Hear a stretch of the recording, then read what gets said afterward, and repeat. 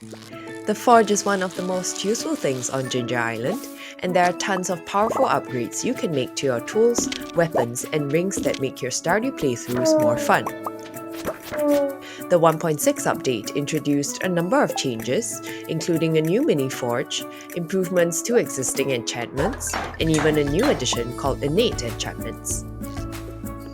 With the 1.6 update coming to mobiles and consoles on November 4th, here's a little refresher on all the cool upgrades and enchantments you can obtain at the Forge. In this video, I'm going to focus on best tools and weapon builds, and ways you can make full use of this together with some of the new items introduced in the 1.6 update. Before we get into that, here's a quick summary on how to access the Forge and what you'll need to bring with you there. The Forge is located on floor 10 in the Volcano Dungeon, and it's used to upgrade your weapons to make them even stronger, enchant your weapons and tools with special powers, combine rings to give you special buffs, and even change your weapon appearances.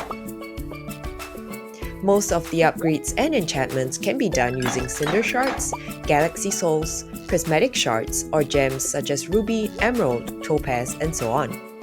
To obtain Cinder Shards, simply head into the Volcano Dungeon and kill as many magma monsters as you can. You'll need Cinder Shards for almost everything in the Forge, from combining rings, enchanting tools, to forging your weapons. The easiest way to obtain Galaxy Souls is from T's Walnut Room for 40 T gems, but you can also get them from monster drops in the dangerous version of the mines. Now that we've covered the basics, let's jump into all the tooling enchantments and the most useful ones you should get, my favorite weapon upgrades, and the best ring combinations you should consider to maximize your gains from mining runs. Towards the end of the video, I'll also talk a little bit about the mini forge and how you can obtain it. Before we dive in, be sure to like and subscribe for more content like this, and let me know in the comments if there are other types of videos you'd like to see.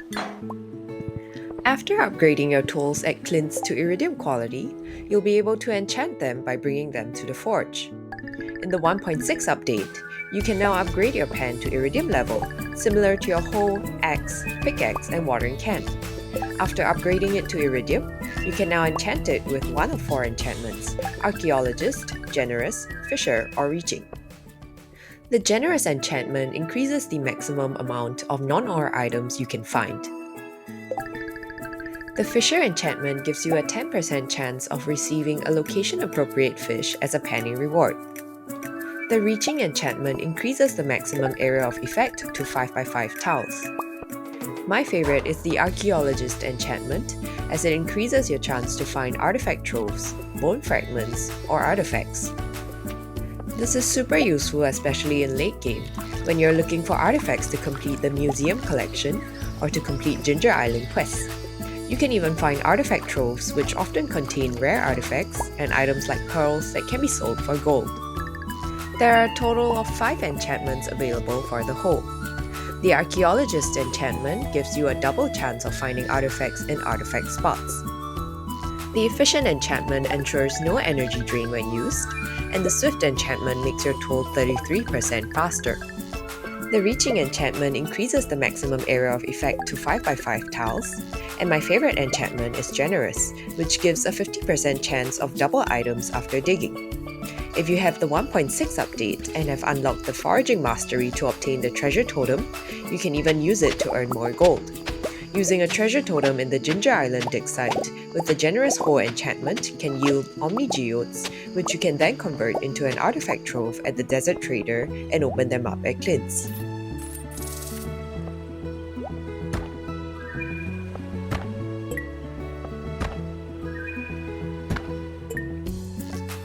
There are a total of 4 enchantments for the axe. The Efficient and Swift enchantments produce similar effects as previously mentioned, but for the axe instead.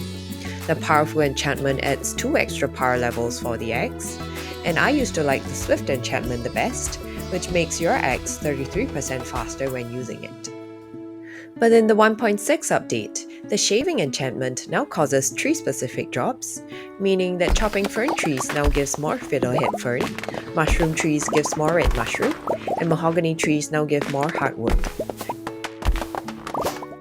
The 1.6 update also increased the Shaving enchantment's effect on giant crops, meaning there's a chance you'll get extra produce from giant crops. This makes the shaving enchantment even more attractive and is definitely something I'd consider getting. There are a total of 4 fishing enchantments. The auto hook enchantment automatically hooks fish or junk when they bite. The efficient enchantment ensures no energy drain, and my favorite is the preserving enchantment, as it gives a 50% chance that your bait and tackle aren't consumed on use. With the 1.6 update, if you've unlocked the fishing mastery and are using the advanced iridium rod, you can equip 2 tackles to your rod, making the preserving enchantment even more useful in helping you maintain the effectiveness of your tackles. Besides the preserving enchantment, the master enchantment is also a big boost if you're catching tricky fishes like the legendary fish. It adds an extra fishing level to your fishing skill, even if you're already at fishing level 10, making it even easier to catch fishes. There are a total of 3 enchantments for the pickaxe: efficient, powerful, and swift. I always go for swift as it makes mining so much more efficient by increasing your pickaxe speed by 33%. The efficient enchantment results in no energy drain when used, but late game energy likely won't be an issue as you'd have stocked up enough food by then, and probably consumed a star drop or 2 that would increase your max energy. There are a total of 3 enchantments for the watering can: bottomless, efficient, and reaching. I like to go for the bottomless enchantment since you wouldn't really need your watering can to water your crops late game, as you'll have sprinklers by then. You will, however, still need it in the volcano dungeon to get around lava coals, which is where the bottomless enchantment could come in handy, as you'll never run out of water while inside the volcano dungeon.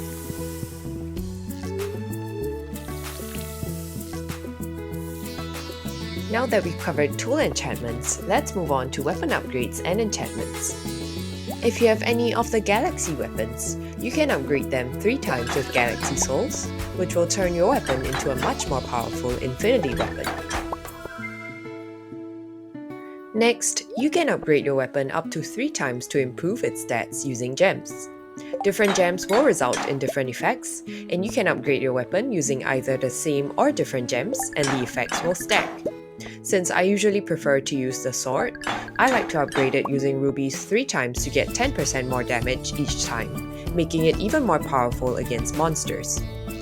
If you're using the gavel, you can upgrade it with both emerald and ruby to make it swing faster. Each forge costs 1 gem and 10, 15, or 20 cinder shards, depending on how many times it was previously forged.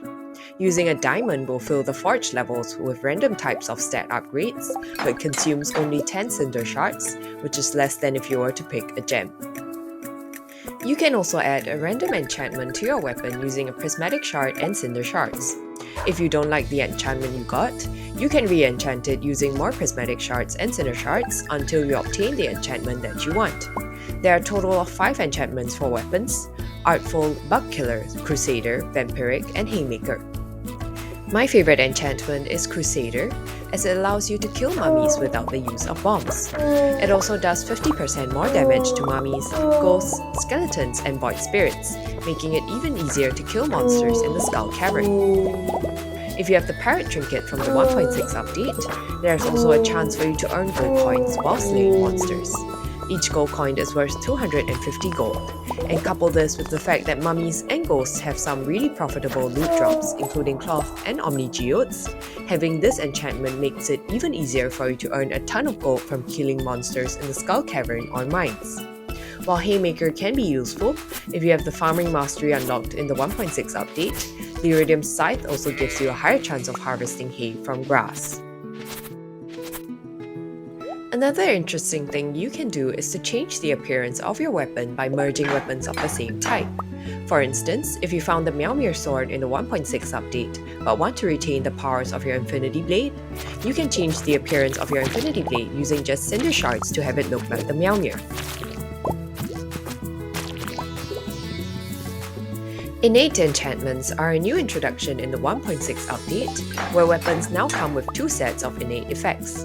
This only applies to low-level weapons and cannot be applied to Galaxy or Infinity weapons, or any weapons with a level of at least 15 and a slingshot. When enchanting low-level weapons at the forge, you're guaranteed to get one of these enchantments from the first set. Additionally, one of these enchantments may also be given, but is not guaranteed.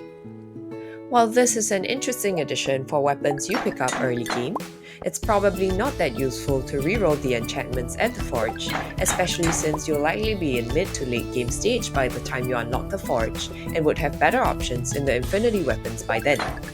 That said, the additional effects are still a useful addition if you're struggling in the Skull Cavern to obtain that first prismatic shard. The last feature you should definitely make use of at the forge is ring combinations. You can combine 2 rings together to obtain the powers of both at the forge, which means you could equip the powers of up to 4 rings in total. My favorite ring combination is the Napalm Ring, Burglar Ring, Iridium Band, and Lucky Ring. The Napalm Ring will cause monsters to explode when killed, like a small bomb that destroys rocks but doesn't do damage to your health.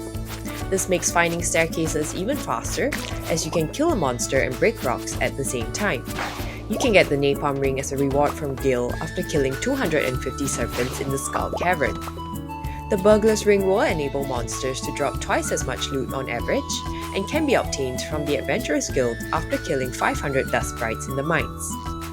The Iridium Band glows, attracts items, and increases your attack damage by 10%. It can be crafted after earning the recipe at combat level 9, or found in fishing treasure chests after reaching fishing level 2. The Lucky Ring gives you +1 luck, which affects certain aspects of mining, including the chance to find treasure rooms, gem nodes, or mystic stones, or even the chance to find ladders. When you've unlocked the Combat Mastery after reaching level 10 in all your skills, you get the Mini Forge as a reward. The Mini Forge is a portable version of the forge in the Volcano Dungeon and acts exactly the same as the regular forge, but can be placed anywhere, making it even more convenient for you to upgrade your weapons and enchant your tools. To recap, here are my favorite enchantments for each of the tools and weapons in Stardew Valley. Let me know in the comments what your favorites are, and be sure to like and subscribe for more content like this.